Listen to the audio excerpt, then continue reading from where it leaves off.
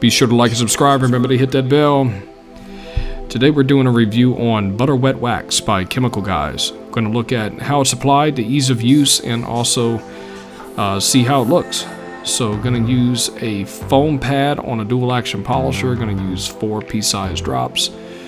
And going to slowly work it into the panels at a steady speed.